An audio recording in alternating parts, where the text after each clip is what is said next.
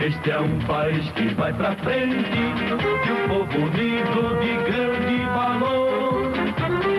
É um país que canta, trabalha e se agiganta, é o Brasil do nosso amor.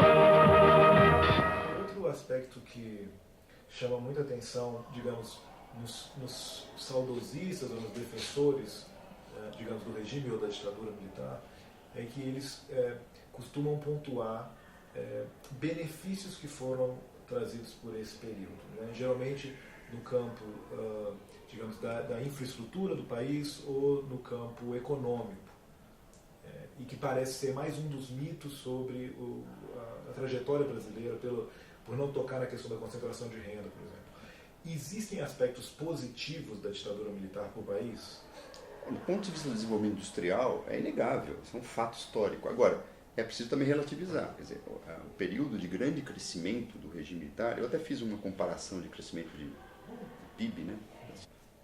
Fiz lá um cálculo básico, assim. Na verdade, o Brasil cresceu muito a partir de 45, né? Mais ou menos 47, 40. O Brasil cresceu muito, né? Do ponto de vista econômico. Até 1980, o Brasil talvez tenha sido, o crescimento brasileiro esteja entre os 2 ou 3 maiores crescimentos de produto interno bruto do mundo, do século XX. Né? Então, o regime militar está exatamente neste miolo de grande crescimento econômico. E é claro, se você tem um ambiente autoritário, hierarquizado em termos de decisão política, você subordina o Congresso, você condiciona o Congresso ao tempo, descola o tempo da economia do tempo da política, que todo regime autoritário faz, né? A decisão econômica está aqui, vocês fiquem conversando o que vocês quiserem aí que a gente vai fazer. Quando tem planejamento, porque os militares sempre insistiram muito nisso, né? A questão do planejamento, e obviamente, né, você controla muito mais o aparelho de Estado, você planeja. Então, é claro que a economia dispara, mas antes também já tinha esse movimento, quer dizer, de grande crescimento. Se a gente observar em termos de crescimento do PIB, de 47 até 80, o que nós vamos notar? Porque depois de 80 é uma tragédia. O final do regime militar as pessoas acham que hoje tem uma crise econômica, né? 81 em diante, salvo aí acho que 82 o país volta a crescer um pouquinho, mas a partir daí é uma tragédia até 94. Né? E depois também o país cresce um pouquinho e cai em 99 de novo. Então é preciso que as pessoas, antes de ficar com essas discussões muito saudosistas, olhem um pouco a história do capitalismo recente brasileiro, nesse sentido. Agora, é inegável que o regime tinha recursos para planejar, para decidir, para alocar, enfim, recursos financeiros aqui ou ali, e isso não passava por discussão. Né? Então, do ponto de vista da infraestrutura, do ponto de vista da expansão das atividades econômicas, foi importante, assim como tinha sido, por exemplo, nos anos 50, o governo JK, quer dizer, que um pouco desenhou esse modelo de planificar, de fazer discussões de agenda econômica separadas do Congresso. O JK já está desenhando esse modelo, só que dentro de um ambiente democrático. Os militares aprofundam isso. Né? Então, em resumo, é inegável que houve um grande crescimento econômico, né?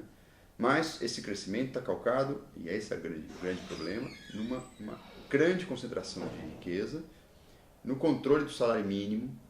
Foi o período. Isso as pessoas têm que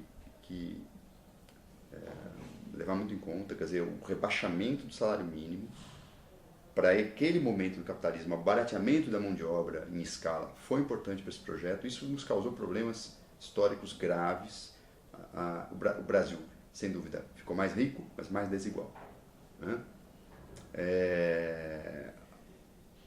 Uma coisa que os militares, com toda a sua ênfase no planejamento, não conseguiram resolver foi os efeitos da migração campo-cidade, que se potencializaram. As cidades brasileiras saíram do controle naquele momento, deixaram de ter planificação. Por quê? Porque, obviamente, a lógica mesmo de estímulo era a lógica do grande capital, portanto, construir prédio para classe média e jogar a pobreza para as periferias. Quer dizer, esse modelo de cidade que hoje é ingovernável se consolida ali, não é que nasce ali, mas se consolida ali. Né? Agora, é inegável que você tem um crescimento econômico favorecido por condições externas, sem dúvida, mas é um crescimento econômico inegável. Né? Por exemplo, o regime militar no Uruguai não fez isso, o regime militar na Argentina não fez isso. São regimes que desidrataram a economia. Né? Então, não chamar isso, eu não consigo chamar de positivo, mas se as pessoas querem ver isso como positivo, esse é um fato histórico. O crescimento econômico, o Brasil sai aí, se torna a oitava, nona potência, oitava maior economia do mundo neste momento. Né? É claro que os militares não concentram renda porque eles são maus ou bons. A questão não é essa. As pessoas têm que sair um pouco desse debate no Brasil. Né?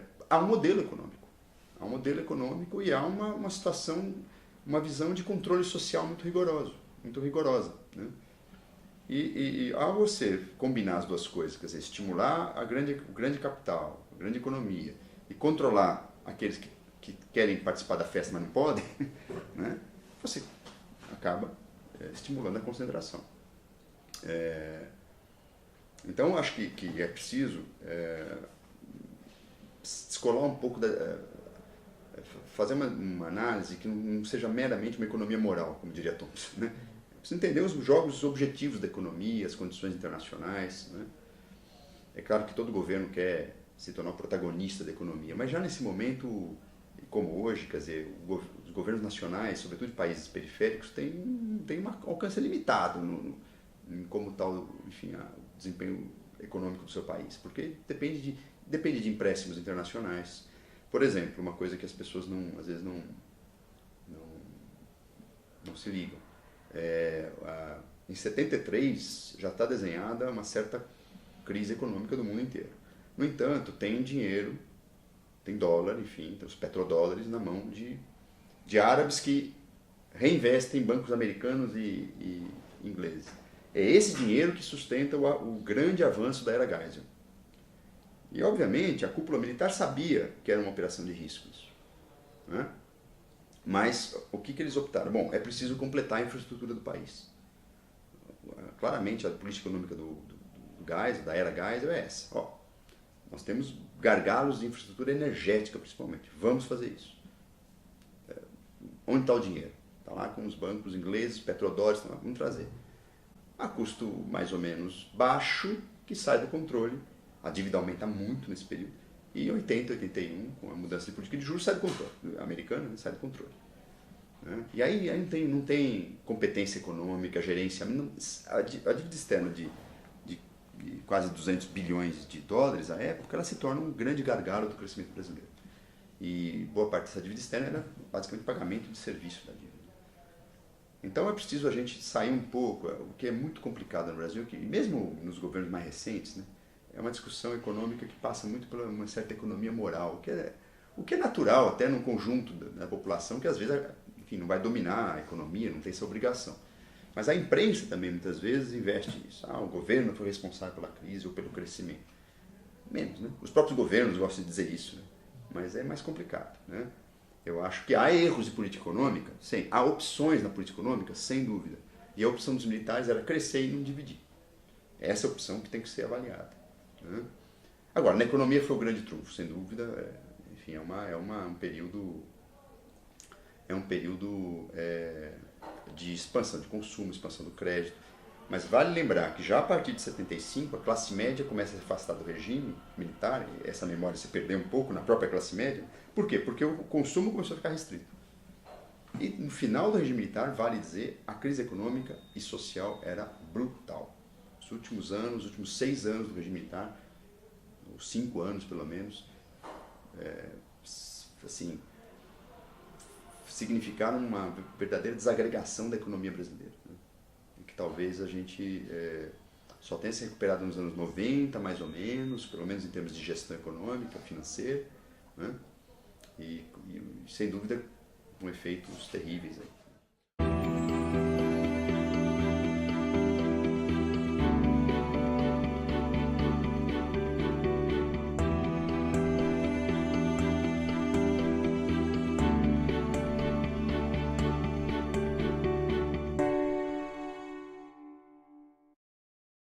Como é que a gente entende a permanência desse autoritarismo no Brasil? há uma cultura política que se manifesta na sociedade, que é a ideia de que só a violência controla a sociedade. Isso tem muito a ver com, eu diria, com uma certa visão da criminalidade comum, que se disseminou na sociedade brasileira, com, em grande parte, a ausência de uma crença que a justiça funciona, né? A sensação de impunidade, ela é muito grave nesse sentido, né? Porque o cara não vai ser punido. Na verdade, as pessoas são punidas, né, às vezes, inclusive porque roubam salame, né? Né? Ficam lá presas e roubam pote de manteiga, fica 2 anos presa, como aconteceu, né? 1 ano presa, né? Como aconteceu com uma mulher de São Paulo há algum tempo atrás. Então as pessoas são punidas, sobretudo para os pobres, né? Mas há essa sensação de que, puxa, né? O bandido faz o que quer, e eu acho que é uma mídia que estimula esse tipo de coisa, né? Que vive dessa estratégia de tensão, como se dizia, né? Essa aliás, é uma tática da extrema-direita antiga, né? Você provoca a tensão social, estimula uma tensão social para legitimar medidas de força, de preferência forças paralegais, né? Eu acho que a gente está vivendo esse drama no Brasil. Por exemplo, primeiro, um sistema político que controla muito fragilmente, jurídico e político, insisto, controla muito fragilmente essa escalada de violências paraestatais ou mesmo violências do Estado ou violências sociais, que vem da sociedade. Segundo, uma sociedade que se sente tão ameaçada por tudo que só acredita na violência, né? Até porque não reconhece na justiça a capacidade de gerenciar conflitos, por conta muitas vezes da justiça ser lenta, formal, classista. Então, as duas coisas se alimentam. Enquanto a gente não desarmar essa bomba, que é uma bomba que eu acho que vai aumentar, a crença na violência, a crítica aos direitos humanos, ela vai só aumentar, inclusive de pessoas que talvez em outras circunstâncias históricas tivesse do outro lado, tivesse na defesa da democracia, tivesse no campo da defesa dos direitos humanos. E é impressionante, porque os fatos dizem o contrário, né? Quanto mais violência policial, mais violência social você vai ter, né? O caso clássico aqui de São Paulo, né? O PCC nasceu depois do massacre do Carandiru. Que eficácia de violência é essa, né? Quanto à tortura, eu acho que aí é um caso mais complicado ainda, porque em relação ao regime militar, né? Em relação à ditadura, porque acreditava-se que a tortura era a única maneira de controlar a guerrilha, né? Vários países passaram por processo de luta armada e não criaram necessariamente Estado terrorista, ainda que tivessem promulgado leis duras contra guerrilhas, contra grupos armados. Então a opção por um Estado terrorista é uma opção política, talvez não uma contingência histórica, uma necessidade histórica. Há casos históricos, não na América Latina, talvez, infelizmente, né? Mas há casos históricos em que a luta contra grupos armados manteve liberdade de expressão, manteve inclusive partidos de esquerda, quer dizer, uma coisa não necessariamente está ligada à outra, e evitou, sobretudo, desaparecimentos e esquadrões da morte, embora também houvesse, né? A gente também não pode idealizar, por exemplo, o caso da Itália ou da Espanha, porque lá também já teve esquadrão da morte, né? Calma lá, né? Porque às vezes a gente usa o caso italiano, por exemplo, nos anos 70, como se fosse Agora, inegavelmente, é um exemplo de um Estado de direito que se manteve, né? Com todos os problemas, né?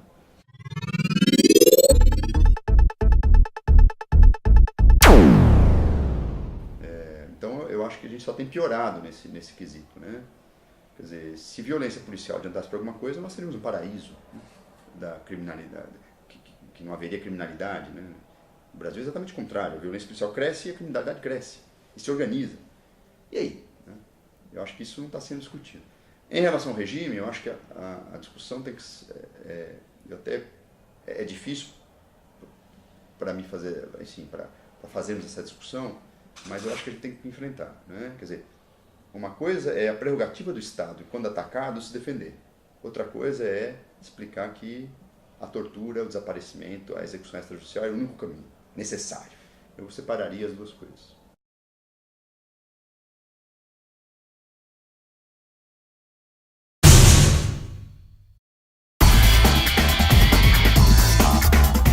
Essas 3 paixões aí, enfim, desses 3 caminhos que se desenharam, história é que apareceu.